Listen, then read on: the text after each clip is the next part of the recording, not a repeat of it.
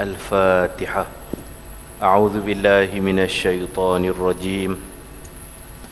بسم الله الرحمن الرحيم.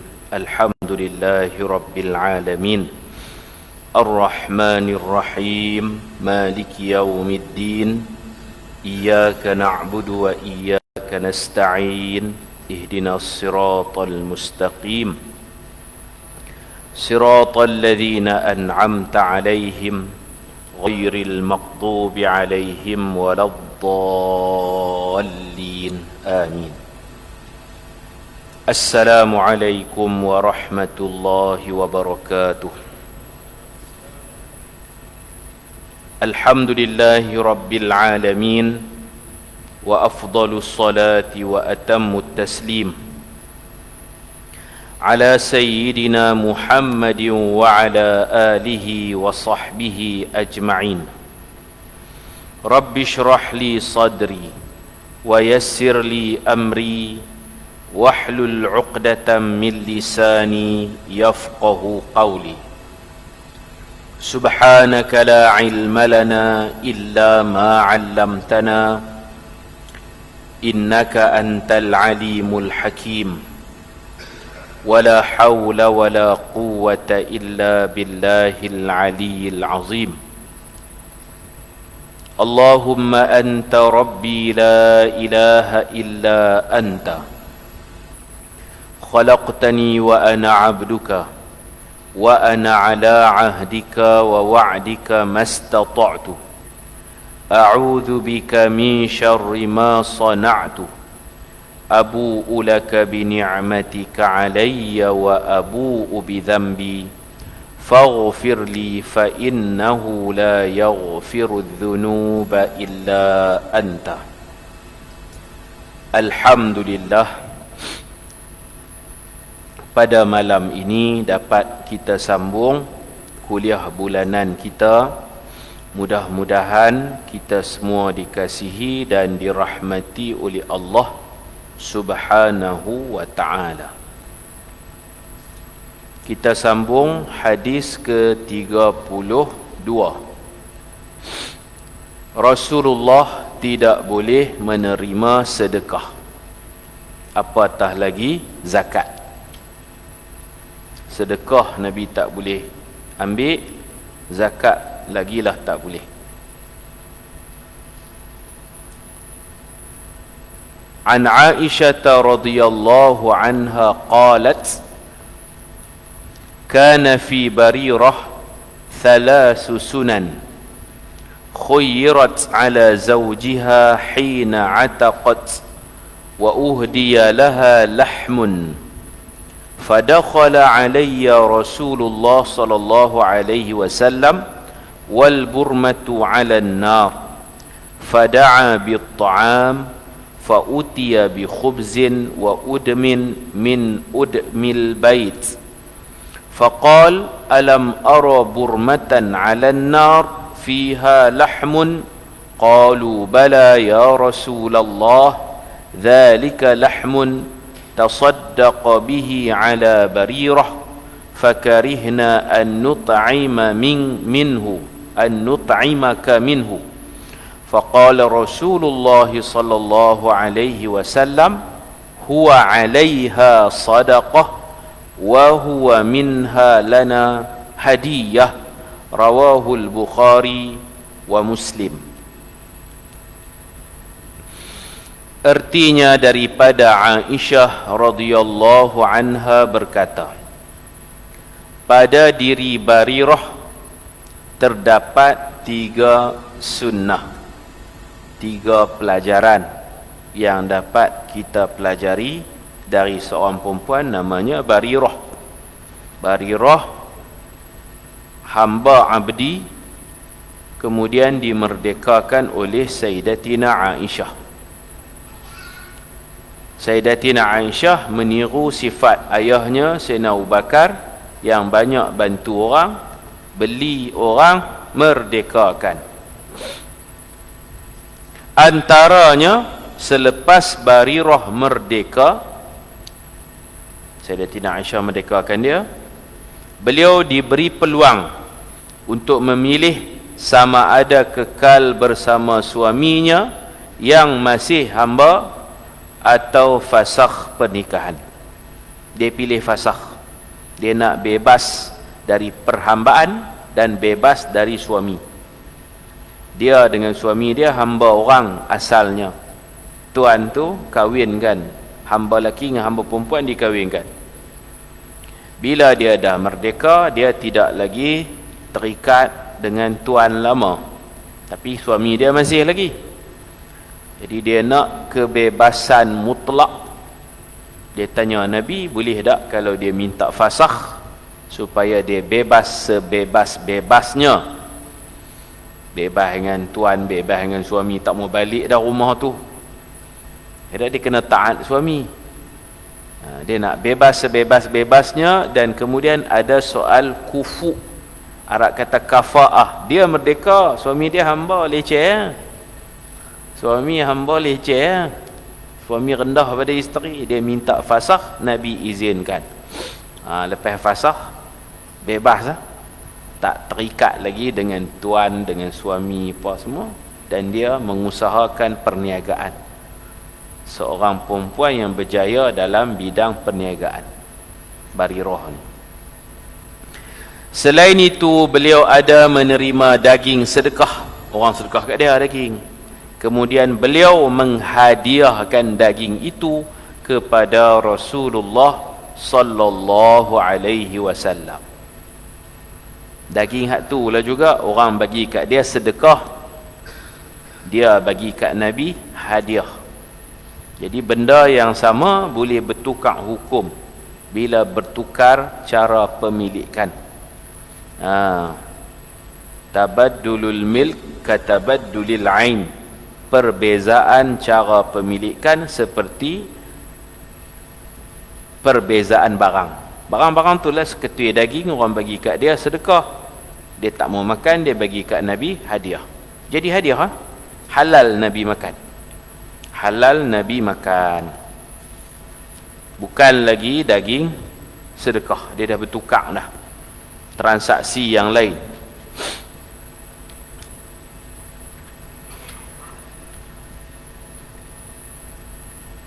Daripada sini kita boleh tengok Barirah ni dia seorang peniaga yang maju, usahawati yang berjaya.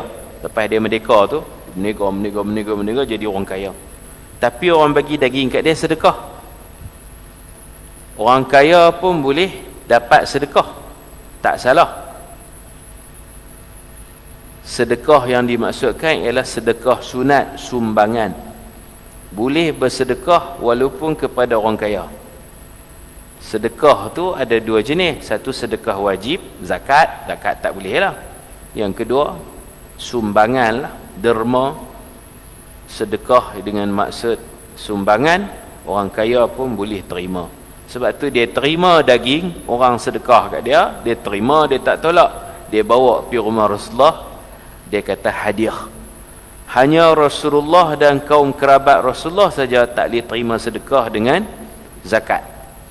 Kita ni kalau orang nak kata hadiah ke sedekah ke, okey.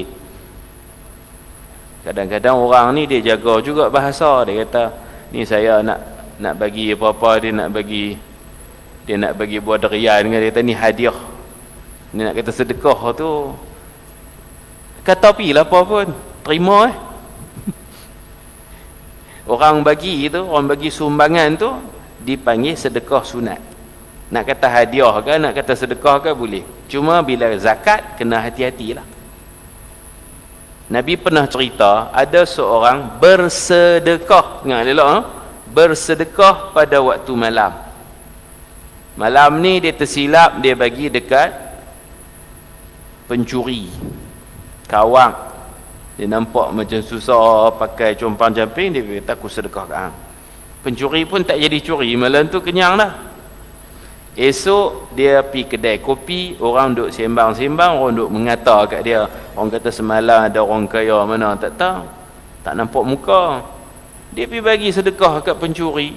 Nak bagi pun tengok-tengok orang lah, orang duk kata kat dia. Dia pun tak apalah, ujian Dia tetap alhamdulillah, sedekahku jatuh kepada pencuri. Alhamdulillah ala kulli hal. Gimana pun alhamdulillah lah. Tapi tak sedap hati. Malam kedua dia bertekad nak sedekah lagi, nak kena hati-hati sikit. Nampak macam orang susah bagi kena orang kaya, sedekah kepada kaya. Kaya tu pun ambil dah nak bagi, rezeki jangan ditolak. Dia bersedekah kepada kaya pula, esok pagi orang kata kat dia juga. Dia kata Allah silap lagi 2 malam berturut-turut. Malam ketiga nak kena elok-elok sikit, cermat sikit. Nampak orang perempuan macam susah, baju pun tak cukup. Yang tu pelacur, bukan orang miskin. Dia nampak baju pun tu terkoyak ni. Dia ingatkan miskin, dia pergi lepas duit. Esok kena kata lagi, orang kata dia tu pelacur, dia ni lah, ya Allah. 3 malam turut-turut menyesal. Kalat malam keempat tak sedekah dah. Menyebai juga dia pun. Dalam mimpi dia jumpa malaikat. Malaikat datang dalam mimpi, kata Nabi Muhammad. Malaikat kata malam ni awak tak sedekah. Dia kata 3 malam berturut-turut, silap alamat. Malaikat kata Allah terima sedekah kamu walaupun kepada pencuri. Jangan zakat ya, zakat jam tak sah. Zakat dikena kepada asnaf. Sedekahmu kepada pencuri, pencuri insaf tak curi dah. Sedekahmu kepada orang kaya jadikan kamu contoh teladan. Kaya tu kedekut tak pernah sedekah, dia dapat duit kamu jadi macam ubat, dia pula duk bersedekah. Penzina pun tak berzina dah, pakat bertaubat. Kamu ikhlas bersedekah walaupun dekat skamer sekalipun, pahala tetap dapat. Imam Nawawi letak tajuk wuqu'ul ajr 'alal mutasaddiqin, tetap dapat pahala bersedekah walaupun niat nak bagi ke orang lain, nak bagi ke fakir miskin, jatuh ke orang kaya pun tetap dapat. Di sudut fik, orang kaya sah kalau kita kata sedekah. Sedekah, hadiah, sumbangan, derma boleh belaka. Nabi dan anak cucu Nabi sahaja silap istilah ni pun tak terima. Habaq sedekah, no. Zakat lagi tak boleh, kena habaq hadiah. Yang kedua dalam bab korban. Korban betul lah, korban kita sunat ambil bahagian kita sikit, segenggam sudahlah, ataupun paling banyak 1/3 kita ambil rasa, 2/3 lagi ada yang hadiah, ada yang sedekah. Hadiah dalam bab korban, hadiah khusus kepada orang-orang yang senang, yang kaya. Daging korban dihadiahkan kepada orang senang, daging korban disedekahkan kepada fakir miskin. Bab korban kena jaga istilah. Lain daripada daging korban, nak bagi pisang, nak kata sedekah ke hadiah, kata dua-dua pun tak apa. Saya bukan Syed, saya bukan Habib. Mula dia kata ni pisang ni saya sedekah. Astagfirullah, silap bukan sedekah, tak hadiah. Tak apalah, makan je. Lain daripada daging korban, lain daripada zakat. Kalau daging korban memang istilahnya kena tepatlah. Hadiah kepada orang senang, sedekah kepada orang-orang fakir miskin sahaja. Lain pada tu tak ada masalah. Ni daging ni orang bagi kat dia, orang sedekah kat dia, dia kaya ni. Barirah ni Datuk Wida. Lebih kurang lah.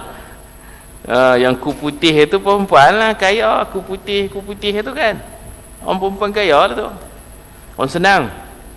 Dulu dia jadi hamba, dia pandai meniaga, dapat kat tuan. Dia pandai meniaga, dapat untung kat tuan. Dia tak boleh pegang duit. Lepas dia merdeka, hebatlah Barirah ni. Sayyidatina Aisyah bercerita, Rasulullah sallallahu alaihi wasallam masuk ke rumahku. Ketika itu periuk sedang berada di atas api. Nabi meminta dibawa makanan kepadanya.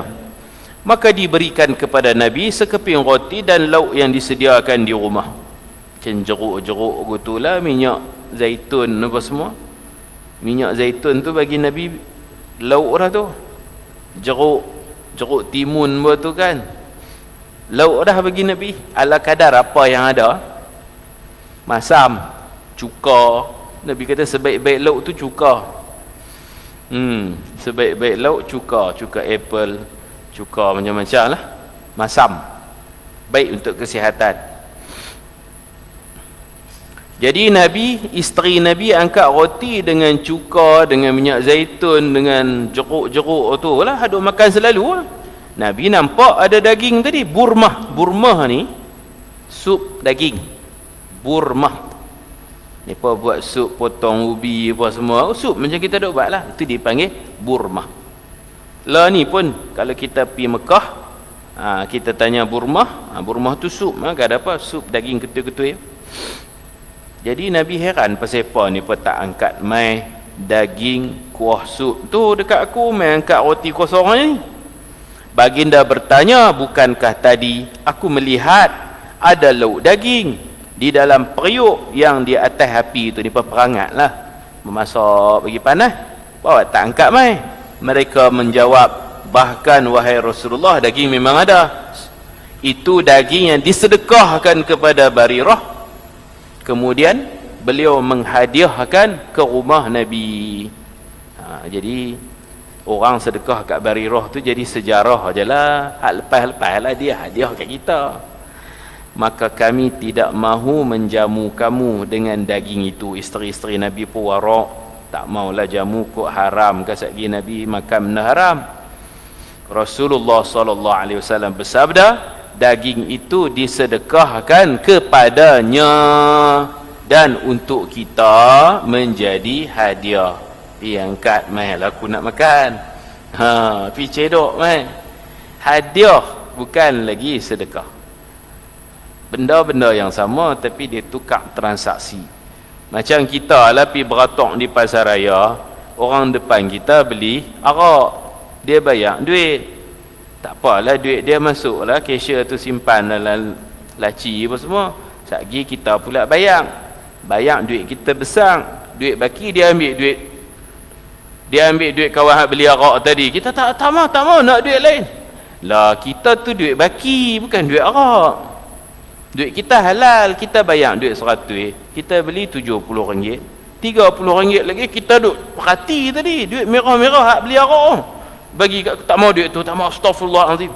Halal, duit yang sama tapi kita punya duit 100, barang 70, lebih 30 tu hak kita. Duit dia bukan kira duit siapa, dia kira nilai. Sesuai duk warak sangat lah, ambil lah.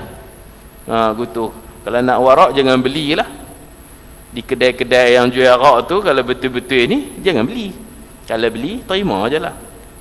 Itu bukan duit bukan Islam tadi tu, duit kita, duit lebihan kita, duit baki kita. Apa lagi contoh Sayyidina Abu Bakar pernah berjudi, bertaruh dengan Abu Jahal. Sayyidina Abu Bakar pernah bertaruh dengan Abu Jahal. Bertaruh waktu tu perang dunia Parsi dengan Rom Parsi duk bergaduh 25 tahun ni bergaduh, perang besar-besaran. Siapa menang? Macam orang bertaruh Piala Dunia lah, siapa nak menang. Sayyidina Abu Bakar dia beriman dengan Allah Ta'ala. Quran sebut surah Rum akan menang, walaupun Parsi kuat, satu hari nanti Rum akan menang. Ada surah Rum. Allah bukan meramal, Allah bagi tahu, tunggu dalam 3 sampai 9 tahun Rum akan menang, walaupun tiap-tiap kali perang Rum kalah. Ghulibatir Rum, alif lam mim, ghulibatir Rum memang kalah. Fi adnal ard wa hum min ba'di ghalabihim sayaghlibun fi bid'i sinin. Allah kata beberapa tahun lagi, bid'a ni antara 3 tahun, paling lambat 9 tahun dia pun akan menang Rum, Parsi akan kalah. Jadi bertaruhlah Sayyidina Abu Bakar ni dengan Abu Jahal, dua Abu ni tak duit duit terkumpul macam orang mengkut tu, terma dan syarat. Sayyidina Abu Bakar cerdik, kita main selama 9 tahun, main sampai 9 tahun, mesti Rum kalau dia menang, Parsi kalah terus, kata Allah. Kalau Rum menang tahun ke-7 ke tahun ke-8 ke, memang boleh kat dia lah, kita akan terus tak duit. Contoh seorang RM1,000, RM2,000, RM1,000, kita akan main sampai 9 tahun, lepas tu baru tamat permainan. Cerdik Sayyidina Abu Bakar, dia baca Quran. Abu Jahal tak baca Quran, bodoh, main lah, main Mula tu syok kat Abu Jahal lah. Parsi menang, Rom kalah. Parsi menang, Rom kalah. Abu Jahal dia sokong Parsi sebab Parsi ni dia sembah api dan patung. Dia sembah patung raja dan sembah api majusi. Kira samalah syirik tu, musyrik. Sayyidina Abu Bakar dia pilih yang akhafud dararai, mudarat yang lebih ringan. Rom pun jahat, tapi kalau nak kira Rom dengan Parsi, Rom bertuhankan Allah. Okey sikit lah. Bila ada dua mudarat, cari hak okey sikit pun kira okey lah. Sayyidina Abu Bakar dia sokong Rom. Lagi pula ada surah Ar-Rum, surah Parsi tak ada. Jadi dia ikut perkembangan lah, maknanya perkembangan dunia. Menangkan siapa judi ni? Menangkan Sayyidina Abu Bakar. Menang tu duit tu dalam guni tu duit. Duit tu bubuh dalam guni tu. Duit dinar, dirham tu. Duit mah, perak. Usung dengan guni lalu depan rumah Nabi SAW. Lalu Nabi tanya ada apa dalam tu? Dia kata duit main judi. Judi halal, belum haram. Jadi dia pun terus terang duit judi halal, tak ada apa. Nabi senyum, Nabi kata baru tak sat turun ayat Allah haramkan arak dan judi, jam. Elok-elok menang, haram judi pula dah. Sayyidina Abu Bakar tanya Nabi, nak buat apa duit ni? Nabi kata, duit tu duit haram, haram kat kamu. Tasaddaq, kau sedekahlah kepada fakir miskin. Fakir miskin dapat duit judi tak apa kah?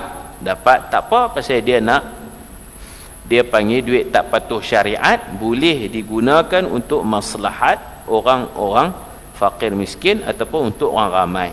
Kalau kita buat tandas, buat jalan, buat longkang gitu kan, boleh juga bagi kepada fakir miskin. Jangan buang, jangan lempak, haram ke atas kamu. Untung tu haram, tapi kalau kamu bagi kepada fakir miskin boleh. Nabi syorkan bersedekahlah kepada fakir miskin. Duit tak patuh syariat orang panggil. Dia jadi okey balik ya. Tapi tak payah habang lah dekat orang miskin, ni duit judi, sekali dia tak mau terima. Mereka dapat sebagai sumbangan sedekah. Sayyidina Abu Bakar dapat haram pasal dia main bertaruh judi. Baik. Mana dia? Habis. Keterangan Barirah radhiyallahu anha asalnya seorang hamba abdi. Kemudian dia dimerdekakan oleh Sayyidatina Aisyah radhiyallahu anha. Nabi memberikan hak pewarisan harta Barirah kepada Sayyidatina Aisyah radhiyallahu anha sekiranya nanti Barirah mati dalam keadaan tidak mempunyai suami dan tiada seorang pun pewaris di kalangan kaum keluarganya. Ini untunglah. Sayyidina Aisyah bantu Barirah, beli, merdekakan Barirah, keluar duit ringgit beli susah payah semua, dan dia berhak mendapat harta Barirah, harta pusaka Barirah nanti. Sebab Barirah ni dia single dengan suami dia, dah fasakh nikah. Lepas tu dia kahwin dengan suami dia, tak dapat seorang anak pun. Mak ayah dia pun dia tak tahu siapa dia. Dia daripada kecil dicolek, jadi dia tak ada mak ayah, dia tak ada tok wan, dia tak ada keluarga, dia sebatang kara. Orang kaya hak sebatang kara, faraid tinggal harta, nak peraid macam mana? Antara dua lah, kalau ada orang yang memerdekakan dia, bagi sepenuh-penuhnya kepada yang memerdekakan, bagi 100%. Kalau tak ada, Baitul Mal lah. Baitul Mal akan ambil alih harta orang yang sebatang kara. Jadi untunglah Sayyidatina Aisyah keluar duit, bukan niat dia nak yang tu, tapi akhirnya dia dapat lah. Akhirnya dia dapat. Barirah ni mati. Pada hidup Nabi, Barirah mati, tinggal duit berkepuk. Nabi kat siapa? Dia tak ada wasiat, dia tak ada buat hibah apa pun. Dia kumpul kekayaan. Suami dia tak dapat, pasal bekas suami. Kalau suami betul pun tak dapat, sebab berbeza status merdeka dengan hamba tak layak memegang harta.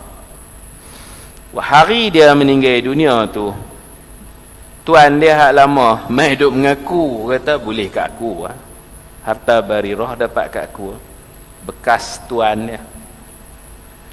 dia duk seronok duk renyeh dapat kat aku Nabi tak bagi. Dia duk ingat dia boleh dapat pasal daripada kecil dia mengasuh Barirah, dia jaga Barirah sampai remaja, sampai besar, bagi makan, bagi baju, makan, minum, duduk rumah dia, atong bagi kahwin. Kira banyak duit jugalah dia buat keluar. Dia tak dapat pasal dia jual Barirah tu. Dia bukan bagi free, dia jual dekat Sayyidatina Aisyah. Nabi bukan pilih kasih ke memihak isteri ke, dah. Nabi cakap yang betul. Nabi kata hak mewarisi harta hamba yang dibebaskan hanya diberi kepada siapa yang memerdekakannya. Sayyidatina Aisyah yang dapat, dan tuan dia pun redha, tak marah apa. Tuan dia tak jadi munafik duk kecam Nabi kata memihak kepada isteri lah apalah kan. Dia tak kata gitu, dia terima, dia akur. Tuan dia ingat dapat kat tuan dia lah harta-harta Barirah, rupa-rupanya dapat dekat Sayyidatina Aisyah untuk menggalakkan orang merdekakan hamba. Mana tahu hamba ni sebatang kara, harta banyak, dipanggil asabah. Keseluruhan harta tu akan diberi kepada al-mu'tiq, orang yang memerdekakan lelaki, ataupun mu'tiqah, orang perempuan yang memerdekakan. Macam Sayyidina Abu Bakar merdekakan Sayyidina Bilal, tapi Sayyidina Bilal dia berkeluarga, dia ada isteri, dia ada anak, habislah dapat kat keluarga dia lah. Barirah ni dia sebatang kara. Sebab tu kalau kita mengaji faraid, dalam bab faraid ni pengurusan harta dia tengok tiga. Yang nak dapat harta orang mati ni tiga ni lah. Sama ada kerana hubungan nikah, suami dapat harta isteri, isteri dapat harta suami sebab mereka menikah. Walaupun menikah baru seminit, lepas tu mati. Bercampur-campur lah antara sedih dengan seronok. Sedih pasal pasangan mati, seronok dapat faraid walaupun seminit. Tambah kaya pula kan. Suami isteri mati, lepas akad nikah, ijab kabul, sah, tumbang belakang isteri. Isteri tu tak ada anak. Bila tak ada anak, suami boleh tuntut setengah dari harta. Dia pun tahu waktu bertunang tu harta tunang dia 2 juta. Dia duk renyeh, 1 juta boleh kat aku dah. Lepas angkat nikah hijab kabul, tumbang belakang. Nak sapu ayak mata ke, nak gelak tak tahulah. Bercampur baur si suami ni, mata duitan. Tak lah, kalau tak mau duit pun dapat duit. Hakikatnya dapat 1/2 pasal yang mati tu isteri dia. Hubungan pernikahan dah angkat dah tu Sat. Kalau baru aku nikahkan di kau, tumbang tak dan. Allah, tunggulah Sat nak mati pun. Tunggu selesai ijab kabul dulu. Kalau mati sebelum jadi suami tak dapat lah. Kalau mati dah jadi suami dapat 1/2 atau dapat 1/4. Kalau isteri tu ada anak, mungkin dia janda ada anak, dapat 1/4, dapat ke. Kalau dia tak ada anak apa semua, dapat 1/2. Begitulah hal yang sama kalau suami mati. Akad yang sah memang dapat. Bercerai pun dapat. Kalau cerai yang boleh rujuk, cerai talak 1, talak 2, selagi mana kematian berlaku dalam iddah. Ni pun masih suami isteri, bercerai tak dan putih lagi, masih dalam iddah, dapat, boleh tuntut. Itu dipanggil sebab pertama, hubungan pernikahan. Sebab kedua, al-qarabah, hubungan kekeluargaan. Ayah dapat harta anak, anak dapat harta mak atau ayah yang mati, nenek dapat harta cucu, macam tu lah. Adik dapat harta abang kak. Itu dipanggil hubungan kekeluargaan. Suami isteri dia bukan kekeluargaan, dia pernikahan. Yang ketiga, kita akan jumpa hubungan al-wala. Al-wala iaitu hamba yang memerdekakan hamba, tuan yang memerdekakan hamba. Tuan yang memerdekakan hamba dengan sebab jasa baik dia memerdekakan hamba. Hamba tu boleh kumpul harta, maka diberi harta hamba, harta bekas hamba kepada yang membebaskannya. Kalau tuan bebaskan, tuan dapat. Kalau tuan jual, dapat dekat pembeli lah yang membebaskan. Itu dipanggil al-wala. Jadi asbabul irth salasatun, sebab pewarisan ada 3: an-nikah, al-qarabah, al-wala. Sepakatlah semua mazhab bersetuju tentang perkara ini. Nabi memberikan hak pewarisan harta Barirah kepada Sayyidatina Aisyah radhiyallahu anha sekiranya nanti Barirah mati dalam keadaan tidak mempunyai suami dan tiada seorang pun pewaris di kalangan kaum keluarganya. Waktu dia duduk sakit-sakit tu, minta maaf saya cakap, dia duduk sakit nak mati, tuan dia duduk merayan dah. Tuan dia duk melobi akan dapat harta Barirah kepadaku. Maka Nabi kata, tak macam tu, dapat dekat yang memerdekakan, iaitu Sayyidatina Aisyah. Maka lepas dia mati, diurus seluruh hartanya dapat dekat Sayyidatina Aisyah. Maka harta pusakanya akan diberikan kepada orang yang memerdekakannya, iaitu Sayyidatina Aisyah radhiyallahu anha. Rasulullah sallallahu alaihi wasallam bersabda, innamal wala liman a'taqa, rawahul Bukhari. Artinya hak mewarisi harta bekas hamba yang dimerdekakan hanya, innama tu hanya sanya, hanya diberikan kepada sesiapa yang memerdekakannya sahaja.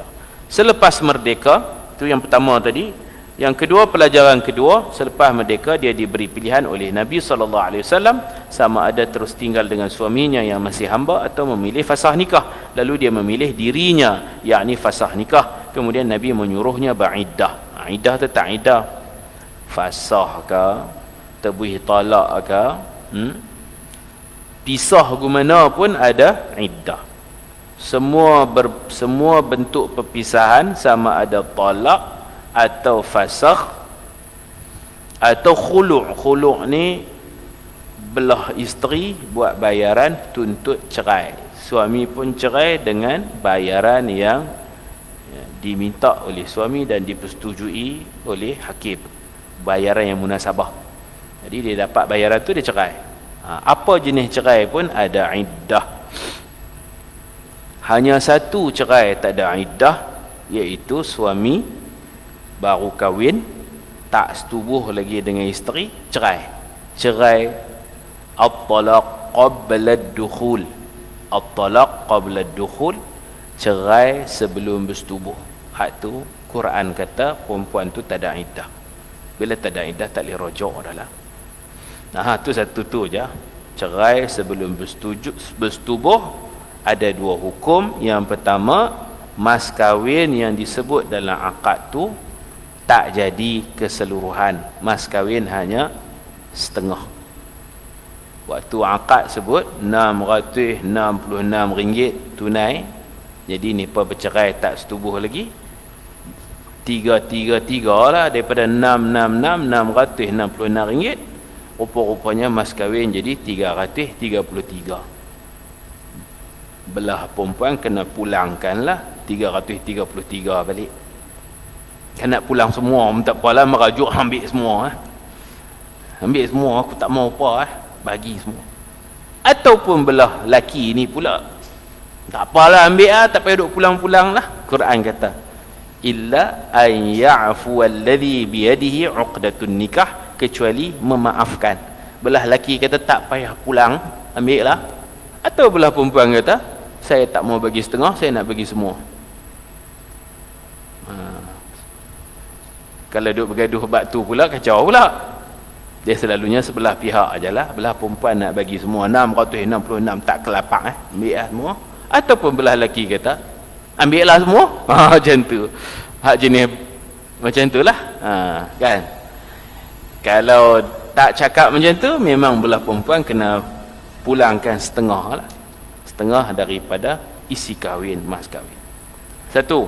Yang kedua, tak ada fama lakum alaihim min iddatin ta'tadduna, tiada sebarang iddah. Cerai-cerai tu kira perempuan tu tak boleh rujuk, dan dia nak kahwin dengan orang lain, kahwin lah.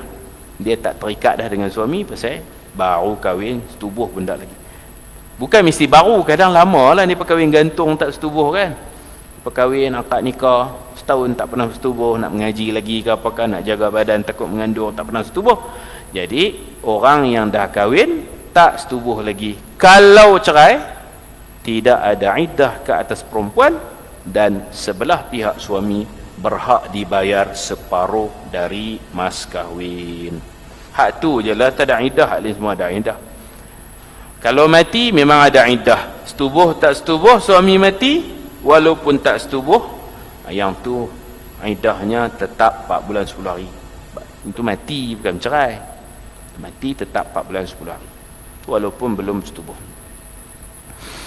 Yang tu berkabung. Pada suatu hari Barirah radhiyallahu anhu, ni cerita ni kita duk cerita dah tak sah. Barirah mendapat daging sedekah. Lalu dia membawa daging itu ke rumah Rasulullah sallallahu alaihi wasallam dan menghadiahkannya kepada baginda. Ketika makanan dihidangkan, Rasulullah kehairanan kerana isteri Nabi tidak menghidangkan daging yang diberi oleh Barirah itu. Isteri Nabi berasa bimbang untuk menjamu Rasulullah sallallahu alaihi wasallam dengan daging itu. Isteri Nabi nak makan kat Nepal lah. Nepal boleh lah makan, Nepal bukan keturunan Nabi. Nabi menjelaskan daging itu diterima oleh Barirah sebagai sedekah. Kemudian Barirah hadiahkan kepada Nabi. Maka ia tidak lagi dinamakan daging sedekah, bahkan dinamakan daging hadiah, dan Rasulullah boleh memakannya. Wallahu subhanahu wa ta'ala a'lam. Hadis ke-33 nanti sedikit perkongsian tentang cara pembahagian pusaka. Ini kita panggil saqafah ammah je, pengetahuan umum tentang tajuk-tajuk fiqh. Kalau nak belajar detail tu kena belajar kitab fiqh lah. Bahkan faraid itu sudah dijadikan satu mata pelajaran asing. Saya dia mata pelajaran fiqh. Dikeluarkan dia subjek asing tu. Faraid tu pasal nak bagi pengkhususan, mengaji khas. Dulu-dulu orang mengaji fiqah daripada bab ayat, bab semayang, bab puasa, zakat, haji, apa semua, jual beli, nikah, kahwin, wasiat, hibah, faraid ada dalam kitab fiqah lah. Tapi sekarang dicabut keluar, mengaji khas, pasal boleh bagi penumpuan khusus, penumpuan yang lebih. Tuan-tuan pun cekak dah rasa. Sahabat saya Ustaz Fauzi selalu duk main bawa contoh-contoh jalan kira apa kan, dah boleh nampak lah macam mana nak kira faraid. Hadis 33 nanti kita akan tengok sahabat Nabi bila silap, dia mengaku silap.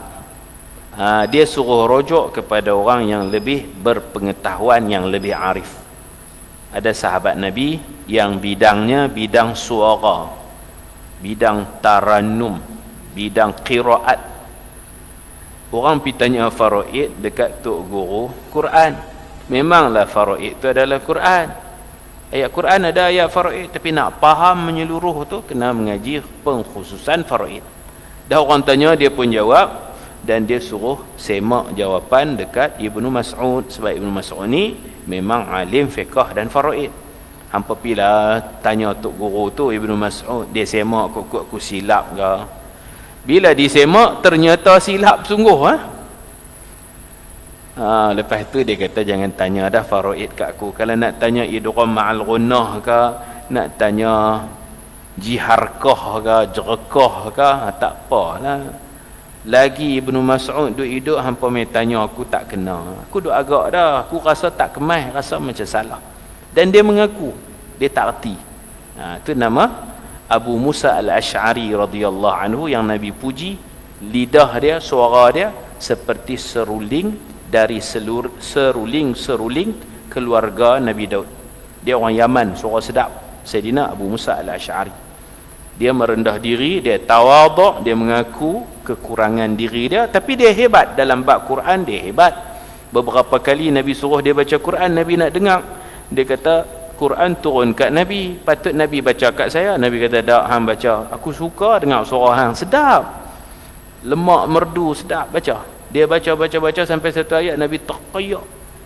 Bacaan dia yang sedap dan dia tahu makna ayat, dia baca lenggang-lenggok dia tu menusuk hati Nabi, terqayak, tak esok-esok Nabi. Sampai Nabi kata hasbuk, cukup. Kalau hang baca lagi habis yang mata aku. Hak tu saya tambah. Jangan. Jadi dekat tu. Cukup. Tu yang hakim-hakim dia kata hasbuk. Tengoklah dalam TV. Itu. Sejarah dia Nabi kata dekat Abu Musa Asy'ari hasbuk. Memadailah. Cukup dekat tu. Cukup. Kan hakim kan dia suruh baca. Tu kawan ni pun dalam pertandingan baca hasbuk. Ambil hak Nabi tu lah. Jadi dia memang hebat dalam bidang Al-Quran. Orang Yaman, orang yang baik hati. Silap mengaku silap. Setengah orang dia tak mengaku, dia kata itu pendapat saya pula dah. Dia ketegak. Itu pendapat saya. Fiqh ni ada banyak pendapat, walaupun dalam bab tu satu pendapatnya. Jadi kita kena bersikap macam itulah. Kalau kita tak reti, kita suruh tanya orang yang reti. Kalau tanya saya bab lagu, saya tak reti. Bayati saya tak tahu. Biryani saya tahu. Bayati jerharqah ke saya tak tahu.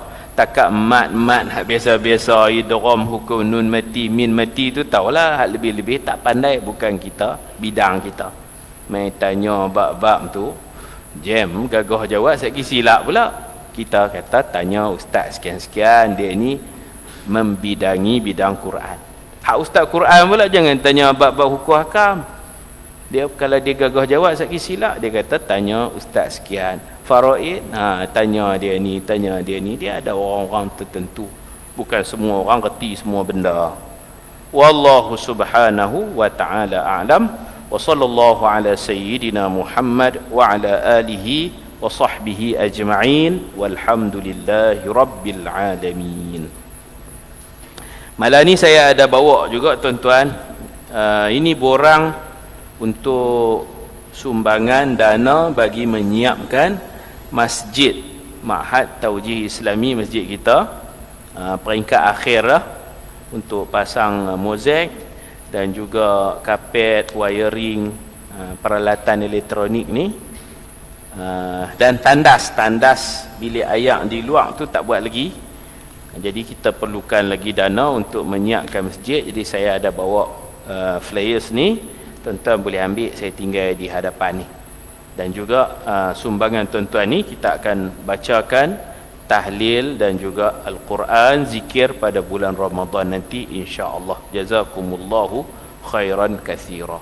Bismillahirrahmanirrahim. Allahumma faqihna fid din wa 'allimna at-ta'wil waj'alna min 'ibadikas salihin. Rabbana atina fid dunya hasanah wa fil akhirati hasanah wa qina 'adzaban nar. Wa sallallahu ala sayyidina Muhammad wa ala alihi wa sahbihi ajma'in walhamdulillahi rabbil alamin. Subhanakallahumma wa bihamdika asyhadu an la ilaha